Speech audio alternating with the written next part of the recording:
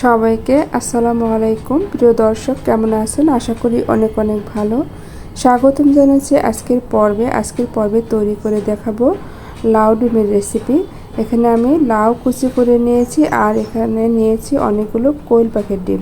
আমি কোয়েল পাখির ডিম দিয়ে রেসিপি তৈরি করব। আপনারা চাইলে যে কোনো ডিম দিয়ে তৈরি করতে পারেন। তো কথা না বাড়িয়ে চলে যাব মূল রেসিপিতে। চুলায় একটি ফ্রাই প্যান বসিয়ে দিয়েছি আর এতে দিয়ে দিলাম সামান্য পরিমাণ রান্নার তেল। তো তেলটা দিয়ে এখন আমি এই যে লাউ কুচি করে রেখেছিলাম সেই লাউ কুচিটা এই তেলের ভিতর দিয়ে দিলাম। প্রথম পর্যায়ে তেলের পরিমাণ খুবই কম দিতে হবে, আমি আর একবার তেল ব্যবহার করব। তো এখন দিয়ে দেব লবণ স্বাদ মতো, তারপরে হাফ চা চামচের কম হলুদের গুঁড়া দিলাম কালারের জন্য, আর দিয়ে দিলাম কাঁচামরিচ ফালি। আমি এখানে বেশ কয়েকটা কাঁচামরিচ ব্যবহার করেছি। কাঁচামরিচগুলো ঝাল কম, এর জন্য একটু বেশি পরিমাণে দিয়েছি। আপনারা আপনাদের পছন্দ মতো ঝালটা দিবেন, কম খেলে কম দিবেন, বেশি খেলে বেশি দিবেন। তো মিডিয়াম আছে নেড়ে চেড়ে এই লাউটাকে অর্ধেক সিদ্ধ করে নিতে হবে। অর্থাৎ অর্ধেক রান্না হলে আমি এটা নামিয়ে নিয়ে ফোড়নে দেব।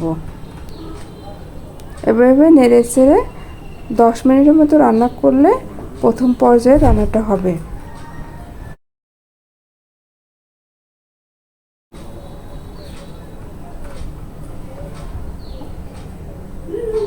তো এখন এটা রান্না হয়ে গেছে, এখন নামিয়ে নেব। তো চুলায় আরেকটা ফ্রাই প্যান বসিয়ে দিয়েছি, এতে দিলাম রান্নার তেল। প্রথমে আমি রান্নার তেল অল্প দিয়েছিলাম, এখন পরিমাণ মতো দিলাম।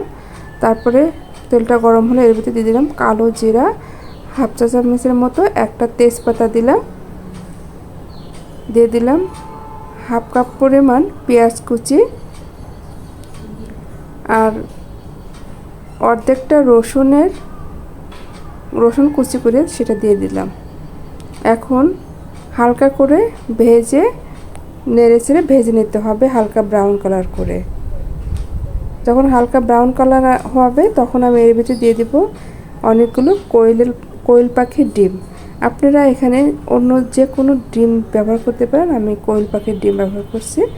সামান্য লবণ আর সামান্য হলুদ দিলাম, এই হলুদটা দিলাম কালারের জন্য, আর লবণটা দিলাম এই যে ডিমটা ব্যবহার করছি এর জন্য।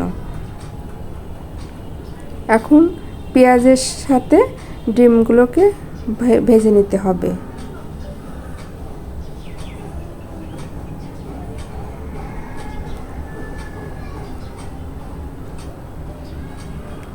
তো বন্ধুরা, ভিডিও ভালো লাগলে একটি লাইক দিয়ে ভিডিওটি দেখার অনুরোধ করছি, আর আমার চ্যানেলটিকে সাবস্ক্রাইব করার অনুরোধ রইল। তো যখন ব্রাউন কালার চলে আসবে তখন আমি এই যে রান্না করা লাউ কুচি সেটা দিয়ে দিলাম। এখন নেড়ে চেড়ে আরও 5 থেকে 7-8 মিনিটের মতো রান্না করলে কিন্তু আমার রান্নাটা কমপ্লিট হয়ে যাবে। এই রান্নাটা তৈরি করতে খুব বেশি সময় লাগে না, তৈরি করা খুবই সহজ, কিন্তু খেতে অসম্ভব মজার হয়। এটা রুটি, পরোটা, গরম ভাত এবং পোলাওর সাথেও খাওয়া যায়। আপনারা একদিন এভাবে রান্না করে খেয়ে দেখবেন।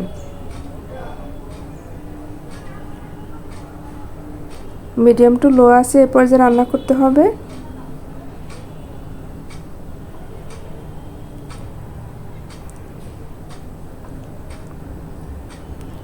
তো আমার রান্নাটা প্রায় শেষের দিকে, নামানোর আগে আমি একটু ধনিয়া পাতা দিয়ে নিলাম।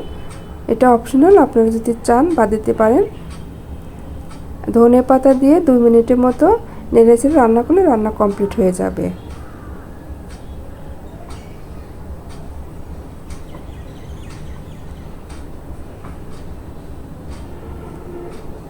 তো আমার রান্নাটা পুরোপুরি কমপ্লিট হয়েছে, এখন আমি নামিয়ে পরিবেশন করব।